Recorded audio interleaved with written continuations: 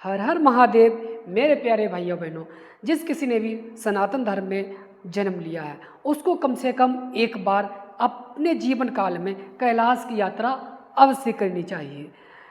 अब आप समझ रहे होंगे कि कैलाश की यात्रा तो बहुत दूर है, बहुत ही दुर्गम है।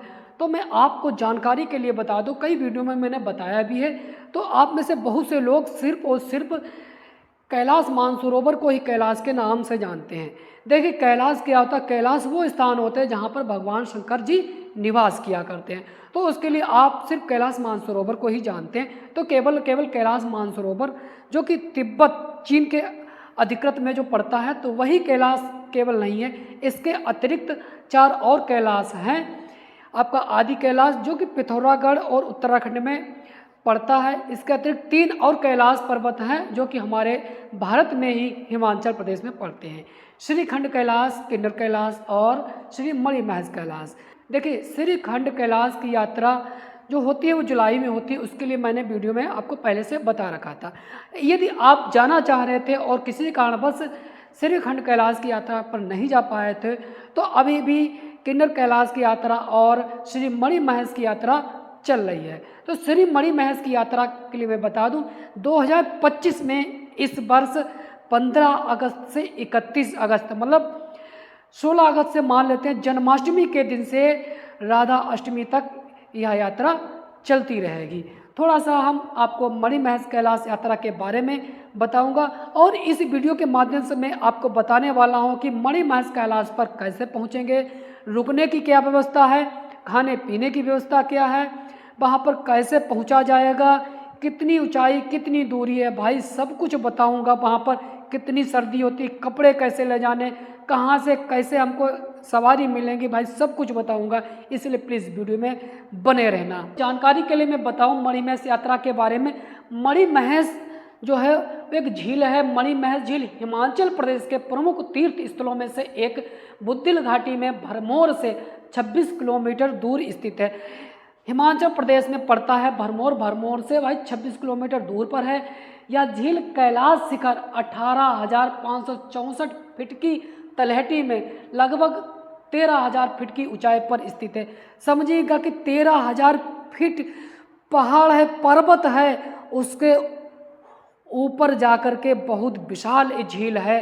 कितनी अद्भुत और अकल्पनीय चीज़ है जिसकी कल्पना भी नहीं की जा सकती है कि एक पहाड़ पर्वत उसके ऊपर झील है।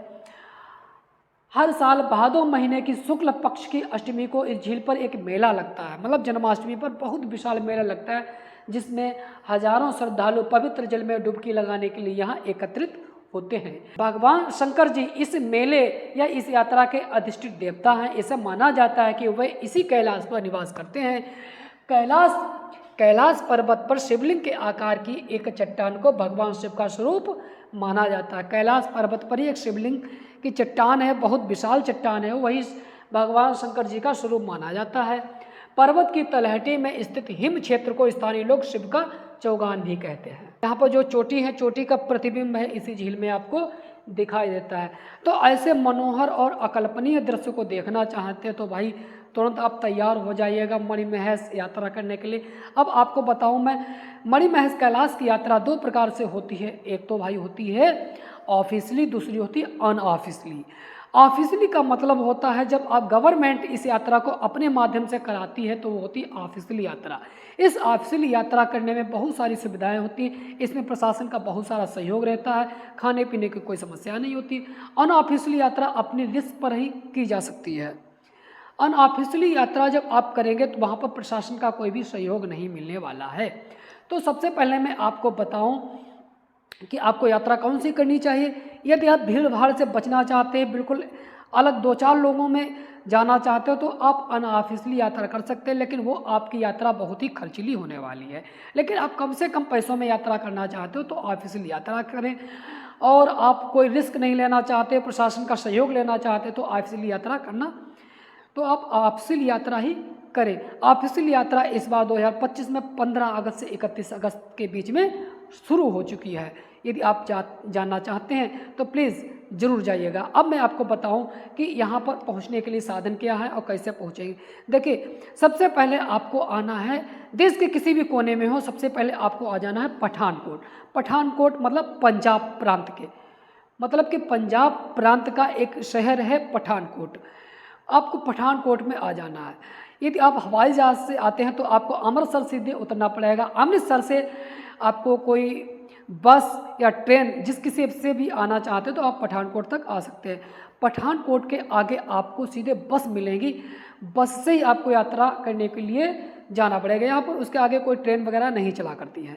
तो पठानकोट पर आपको 1-2 घंटे के बीच में आपको बस मिल जाएंगी। कुछ तो आपको सीधे बस मिलेंगी, आपको पठानकोट से सीधे सीधे भरमौर के लिए मिल जाती हैं। लेकिन कुछ ऐसी भी बसें हैं आपको पठानकोट से भरमौर के लिए नहीं जाती हैं, पठानकोट से सीधे चंबा के लिए जाती हैं, चंबा जनपद के लिए।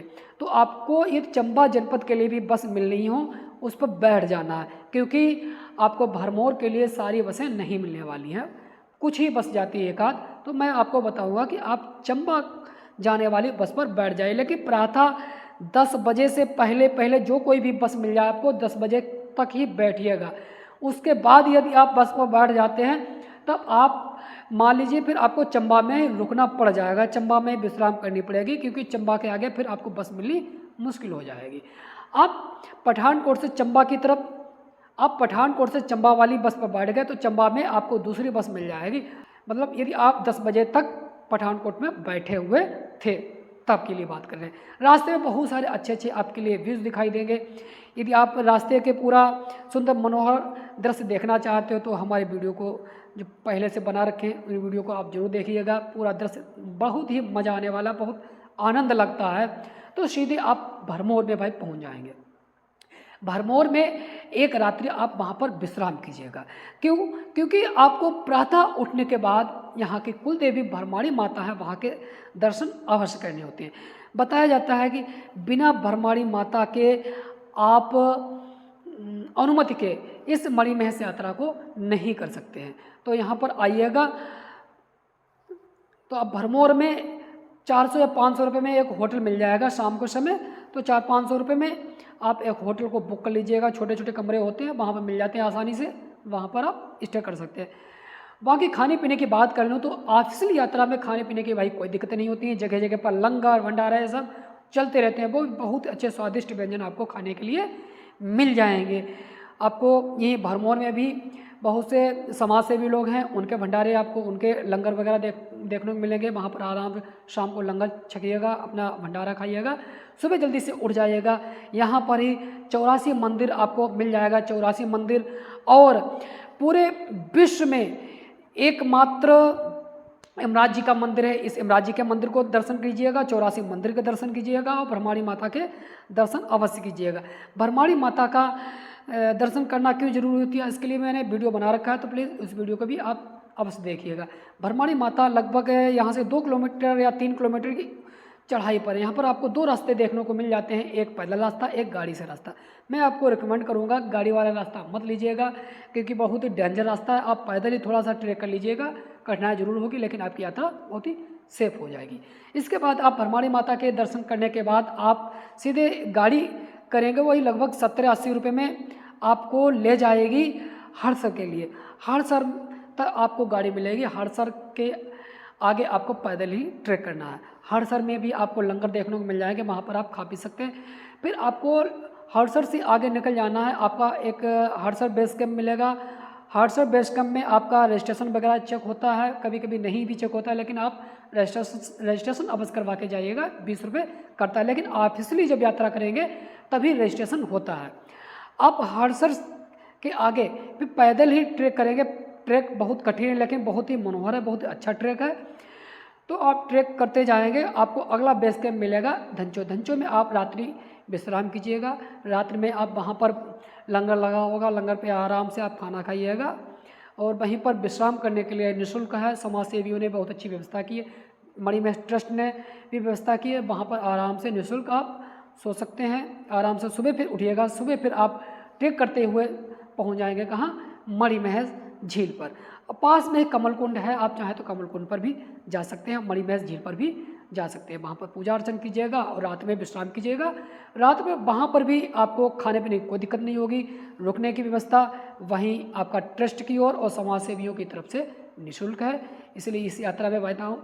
इसलिए इस यात्रा का मैं बजट अब आपको बता दूं, बजट बिल्कुल नामात्र का है। आपका जो भी किराया लगने वाला है पठानकोट से